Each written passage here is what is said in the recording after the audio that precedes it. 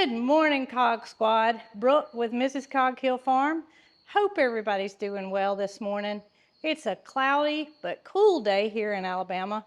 The humidity's still high, hence the reason my hair's pulled up. It tends to grow outwards when we have weather like this, which is pretty much all summer. But at least we have some cooler temperatures today, and I can hear a cricket here in the barn.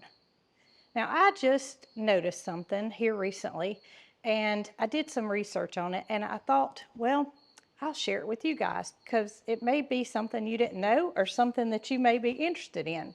We've got Noah here working today, and he just approached the barn and waved at me, and even though I'm videoing, guess what? I waved right back at him. And here he is. Here's Noah. Hello.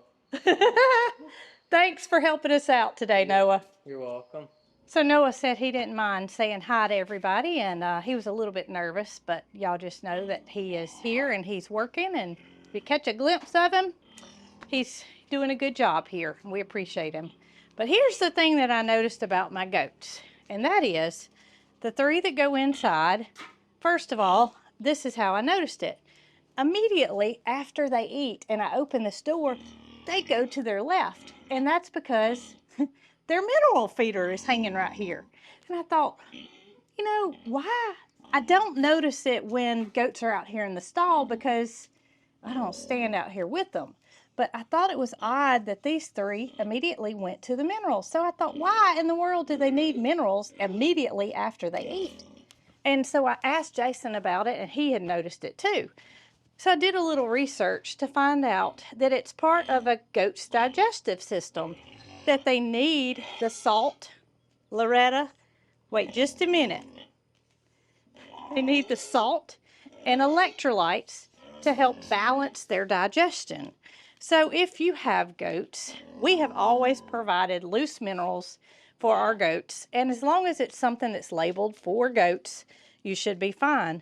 But it's obvious that they need that to help them, and I never knew why those three headed there, and I know that the rest of them do the same. As soon as they finish eating, they head to the minerals. Well, we had a little rain last night, and everything is wet and nasty looking, but Loretta said that's kind of the way she likes things.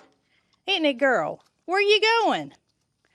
Beeline, straight to the emu's gate. However, I have not opened it yet because I hadn't let anybody else out, so didn't let them out. Now she doesn't know what to do because this gate's not open. I'll take the second best thing, and that is go see if the goats left anything, which they didn't. So now the emus are going to go out, and she is going to go check it out. Her and Tip. There's not enough left to do anything for anybody, but you see, Tip's a little bit afraid of her, and I think I would be too. She lets out those big noises and sounds like she could do some damage. I don't know if she really could or not, but he doesn't want to take any chances. I don't blame you, Tipper. I don't blame you, buddy. Everybody's decided they need to jump over. Uh-oh, not everybody. Topper, that was cute. Bootsy's going to walk through it. A couple of them jumped over the mud puddle. Honey, what you doing this morning? What you doing, big girl? Well, Loretta's pool here has gotten kind of muddy, so it tells me somebody's feet have been bathed off today. But it makes me wonder if she's using this instead of the waterers. Hopefully she is. That was the purpose, because she can get in here and lay down and be comfortable more so than she can in the tub. Oh my, Honey and Sylvester. Sylvester said, don't mess with me, honey. I'm just up here just trying to oversee the farm, and you're going to come up behind me like that? That's not nice. Well, it looks like Bootsy's trying to say everybody needs to go out to the cow pasture, and I'm going to do the job of opening the gate. Bootsy, I don't think that's going to work, baby. Matilda's looking at her like, you can come over here if you want to. We got plenty of grass, but it looks like you're pretty green on that side too, girl. Good gracious. I am headed on the other side of the fence to get the cow buckets that Matilda leaves out. And as I was walking over here, I could see these two cats starting to play. And I wish I could have caught it on camera because Bramble jumped at Sylvester, and Sylvester went about 8 foot in the air. Of course, camera's not going when things like that happen, but they're not paying much attention to me now, and I thought I could get a little playful activity caught on camera, but it doesn't look like that's going to happen. And speaking of mineral tubs, I decided to walk under the Moo Mansion over here where this mineral lick is, and you can see, guys, they are almost down to the last of this lick, and I'm going to need to pick up another one of these very soon. Watching this barn swallow nest, as she's had 2 broods this year, 2 broods of baby birds, little barn swallows, and I don't know if it's going to show up on camera. It's showing up from my naked eye. There is an emu feather on the left side in the back, and you can see that they use mud and water, and it's amazing how they make that nest just stick to the side of the building or whatever. They make a mess on porches. A lot of people tear them down because they make such a mess, but it's just amazing to me how they make that mud, and then they stick the leaves and hay and feathers and different things in there to conform the shape of their nest. That brood has grown up. In the last video, I showed 2 of them watching me as I was feeding the cows, but I believe they have fledged, and they probably won't be back to their nest. I've been asked in the past, do the goats ever get on the rocks, the big rocks that we bought for them to kind of play on and serve a purpose of hopefully keeping their hooves trimmed down naturally? And here you can see they are definitely utilizing the rock. Look at them, the whole crew appreciating having something to jump on and play on, and we still do want to build them a playground of sorts, but for now they've got these 2 rocks, and then back in the wooded area they've got the 2 picnic tables and a swing in the shaded area. Everybody's back there but Topper and Bootsy. Y'all sure are a beautiful crew. Look like you're posing to have your picture made. Maybe I should snap a picture right now. I was about to go take care of the chickens, and I came back in the barn and I noticed Pocket was standing here looking at me, and I thought, well, maybe Pocket wants to go on a little walk today. So I asked her, and she said yes and pointed to her halter and her lead rope. So that's what we're going to do. We're going to take Pocket on a little walk. The chickens have plenty of food. They of course are awaiting their scratch, but that's not anything that they need nutrition-wise like the rest of the animals. So let's get the halter on Miss Pocket, and let me show y'all how much she enjoys her walks. All right, girl, we're gonna come through the barn today. Usually, hold up. Usually when we head out from her front gate, and I meet her over there with the lead rope and the halter, but today she's going to walk through the barn, which is perfectly fine because she's very well mannered, as you can see, and she does enjoy her walking. Now Jessie and Honey are not over there, right? Oh, there's an emu. There's an emu. What do you think about him? She likes to take a peek at all the animals that are not where she can see them. Of course, that's a stimulation for her.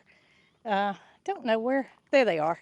Jessie and Honey are out in the pasture not paying her a bit of attention. Oh, here comes Jessie. Here comes Jessie. Pocket's, she's going to be interested in the grass. For the most part, we walk on the gravel. And if she ever shows any kind of, well, that her feet are sore or anything, we won't walk on the gravel, but I think the gravel's fine for her. It's not like we're taking a long stroll, just a little leisure walk.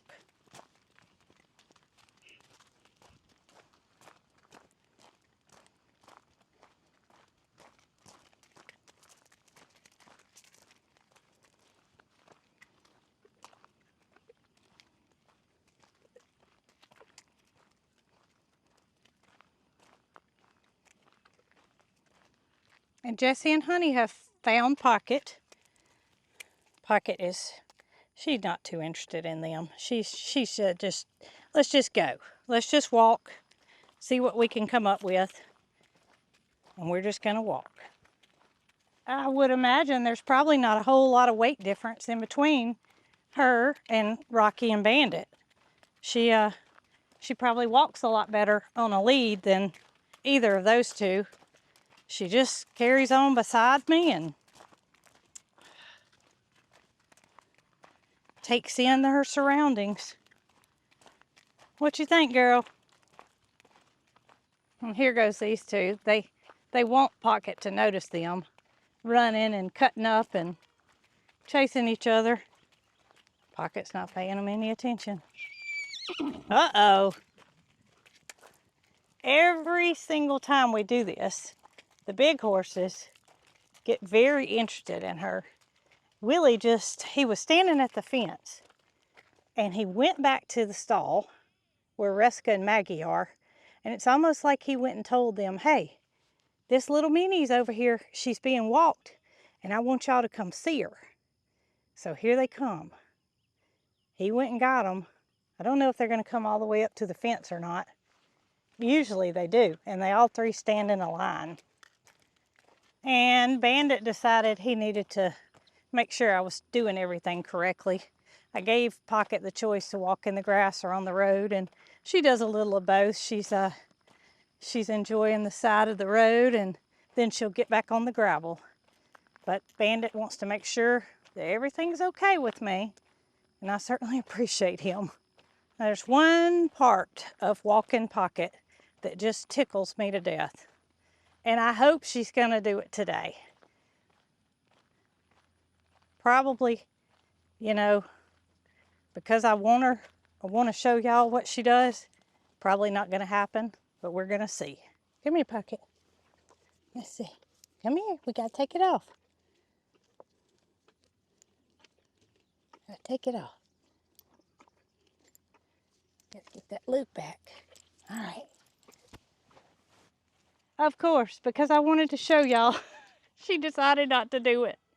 Usually when we get back in the gate, she is so excited, and she has exerted so much energy from trying to let the big horses know how big she is too, that she takes off running, and it is just hilarious.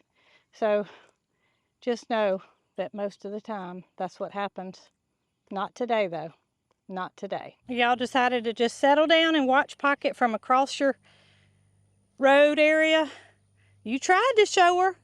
Y'all tried to show her how fast you were and that you live across here, and she needed to know about that, but she wasn't interested today.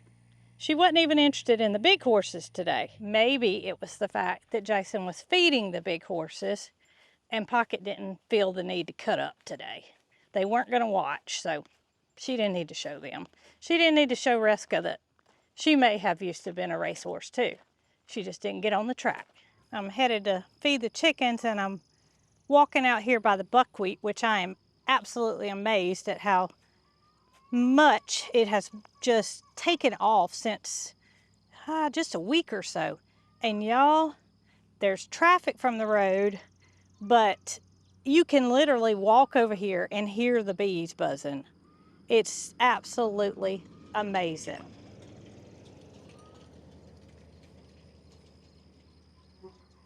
Just amazing.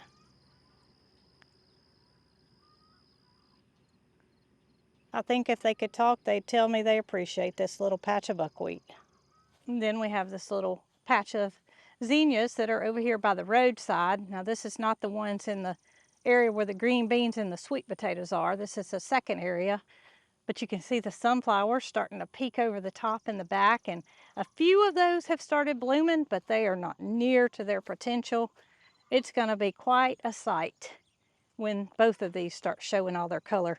Look at all the sunflower heads that are trying to face the sun, and not very many of them had opened up yet, but it's coming. It's coming. Tommy said it's time to come and give me a little bit of that sweet stuff that you're so kind to come and get delivered to us in the morning. But guess what, Tommy? I don't think I'm gonna be getting through on this side. I really don't. The sun hemp has just about grown into the fence over here on this side, and the electricity's on, and I don't want to cross over here. So give me just a minute and I'll be around there, boys and girls, with your special treat. Gonna see the sun hemp as we walk. Just amazing. And this is the furthest side from the road, which is the horses are behind me. Their pasture backs up to it. And this is where the green beans are. You can see that's the row of green beans right there. We picked those, and there may be a few more pods come on, but these sunflowers are a different variety, and they have, of course, opened up a lot sooner than the other ones. Just a beautiful sight. Makes you want to smile when you come out here, that's for sure. Do y'all have a favorite color of these? You know, immediately when I walk over here, I think this one's my favorite. But then as I continue to look, well, then this one becomes my favorite. And the red becomes my favorite. They're all just beautiful. Absolutely beautiful. My sweet potatoes. Oh my goodness. The sweet potatoes are absolutely amazing vines. Now that doesn't necessarily mean that the potatoes themselves are going to be big and bountiful, but I'm willing to bet we're going to have a mess of sweet potatoes. That beautiful sunflower. It's not a honeybee, but nonetheless, pollinators are enjoying.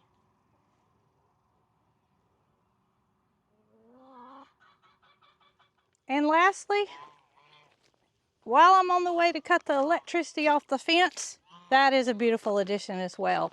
In a whole different way, whole different color scheme, different type of foliage, but still pollinators love it. All right, y'all, I made it. I made it. And we're gonna cut the fence off there before we go in, of course. Y'all are looking beautiful this morning, Tommy included. All y'all look good. I wanted to show y'all the copper moran rooster. Oh, I've got a little cream leg bar trying to peck at my shoes here. Are you Party Mew? There she went. She went around my shoe.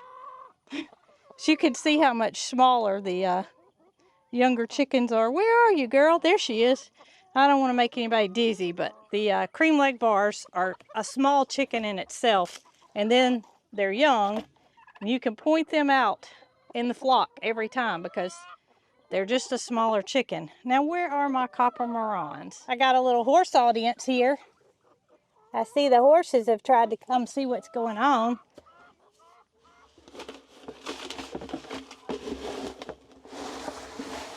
Everybody ready for some scratch? Huh? Everybody ready for a little treat this morning? Come on. Come on, Tommy. I hear feet prancing around inside. They said, it's snack time, I gotta go. I see two of my new morans, but I don't see the rooster that I wanted to show you guys. Where? There he is. He's a little stand back, maybe because he is indeed a rooster. There he goes. See him on the right side of the bus. He's, nope, that's not him. That's him coming out right there. Oh, he just jumped up underneath the bus. He said, y'all don't need to see me today. Anyway, he's not caused any problem, and he's definitely a rooster.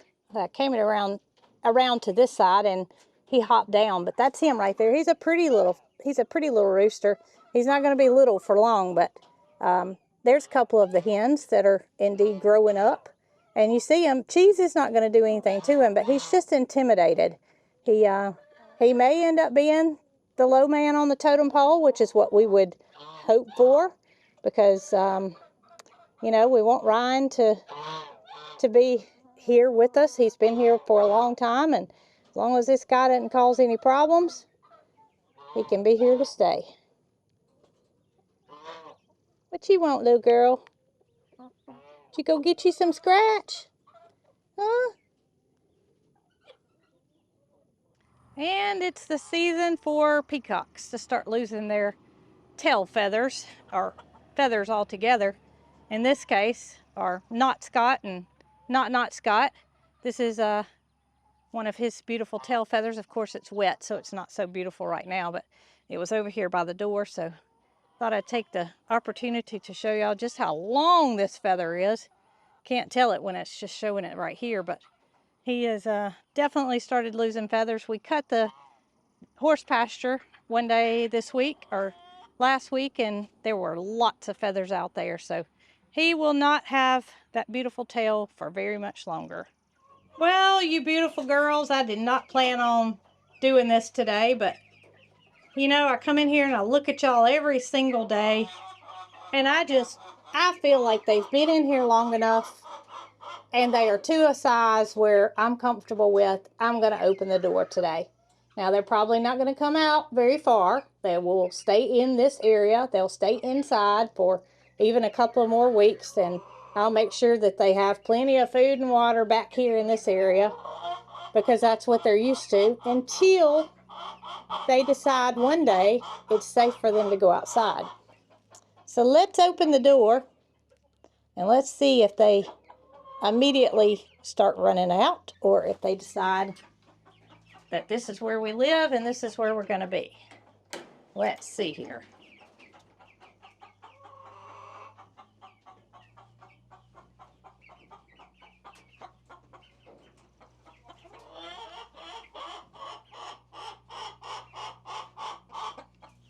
I'm going to grab my camera and back up because they see it as well. Beautiful, beautiful breed of chicken. Salmon favorole. So let's gather some eggs here, and then we will take a peek and see how these girls are doing. I can tell y'all what. Well, you rolling that one out, aren't you? You know what she's doing? She's trying to roll it back under her because she stood up and it rolled out. Check this girl out. You are obviously broody. Look at her, y'all.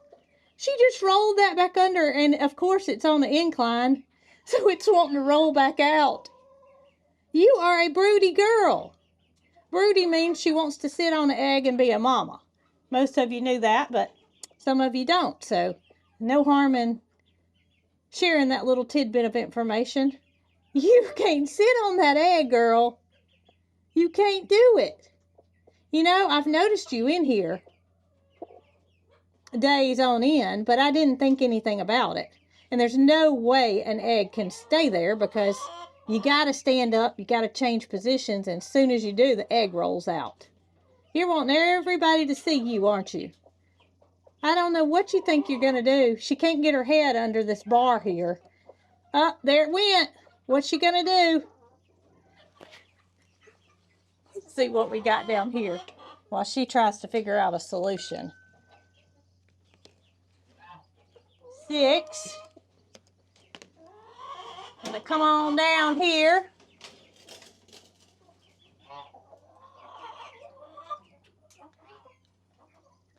Let's see what she does, y'all.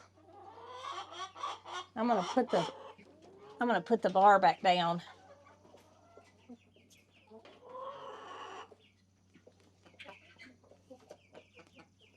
She is doing her best to roll this egg back under her. Look at her. Every time she does it, it rolls back. Oh, great goodness. Poor thing. You should have been a Silky, not a Lavender Orpington. She's got it up here at the railing, but as soon as she touches it, it's going to roll.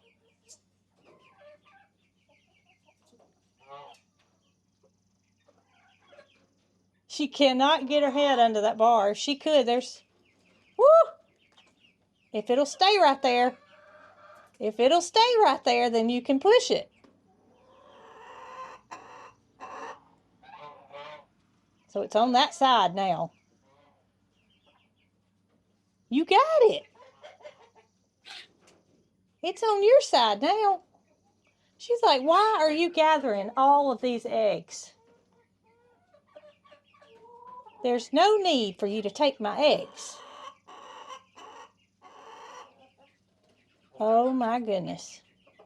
She's got it. It rolled back. And there she goes again, trying to get it. Oh my goodness. She's got half of her wing out. I know y'all can't see it from this side, but... Oh, she's rolled it under the bar again. And it's there.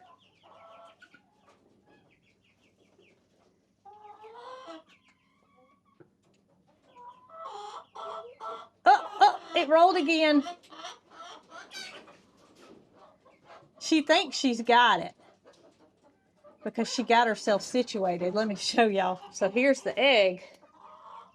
And she thought that it was on her side. Look at her looking around trying to figure out where that egg went. Now, y'all, she's picking up stuff and throwing it under her to try to line the nest area where she can sit up. Oh my goodness. She's building a nest. She's putting this all around her even though she does not have the egg.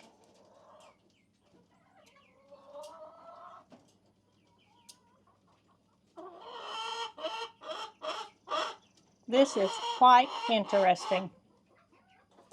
I can't stop filming it. Look at her picking up the feathers, putting them up under her, and she doesn't even have the egg. She's going to build a nest.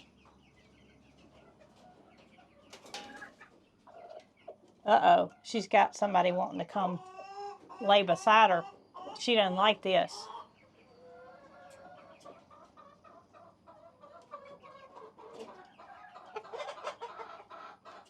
I guess she knows that she better go on because she's not invited.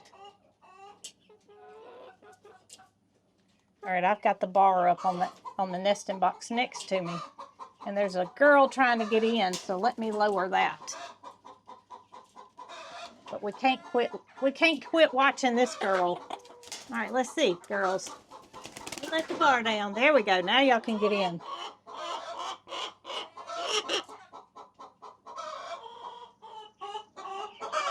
Oh, you poor thing.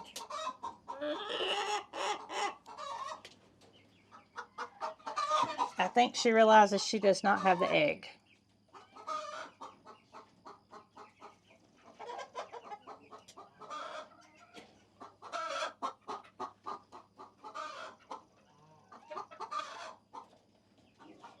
Oh, it rolled again.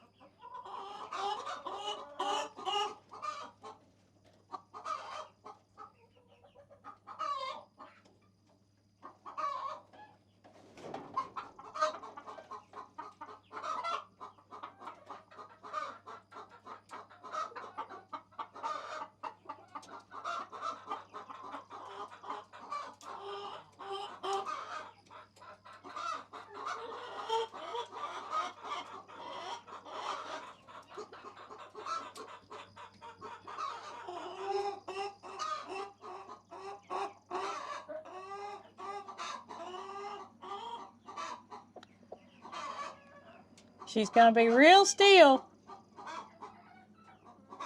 It's under her, but it's not all the way. That's why it's called a roll-out nesting box. Because it's on an incline.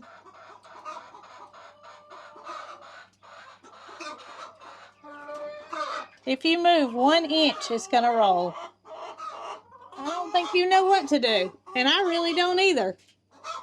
Do I stay here and watch you? There's no way the egg's gonna stay.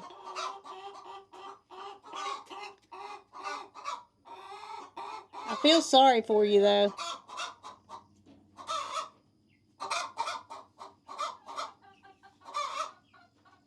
All right, let's gather the rest of them. 7, 8, 9, 10, 11, 12, 13. Got girls in these boxes. And look at here. They have ventured out a little bit. Got a lavender Orpington going inside to check out where they've been living. But I'm pleasantly surprised at the amount of ground that they've covered. They're really sweet chickens. 14, 16, 18, 19, and 20. And no matter how bad this girl wants to hatch an egg, it's just not going to happen. Poor thing, it has rolled out again. I knew it wasn't going to stay, but she has determination. She wants to be a mother, and the roll-out nesting box just won't cooperate. Girl, I think it's time for you to just get out and go on and live your life and forget about trying to roll that egg out from under you. She does have a girl that has plopped down right beside her to try to lay her egg. And as bad as I hate to do it, girl, I know that this egg was laid today. There's no way it would stay up there otherwise. And you're not going to be able to see it. Well, you can't just sit all day and nothing happen. And I can tell that you need a little bit of food. And you probably hadn't drank any water either. So I'm going to take you outside. And hopefully that'll break your broodiness. I have a feeling it won't, but you're not going to be successful in here, that's for sure. You sure are a pretty girl. Well, y'all, I got her up, brought her outside, offered her some water. I think she immediately ran back in, but that'll be her choice until she figures out that she can't be broody in a roll-out nesting box. I hope you guys enjoyed this video. I appreciate each and every one of you more than you could ever imagine. And until next time, y'all be good.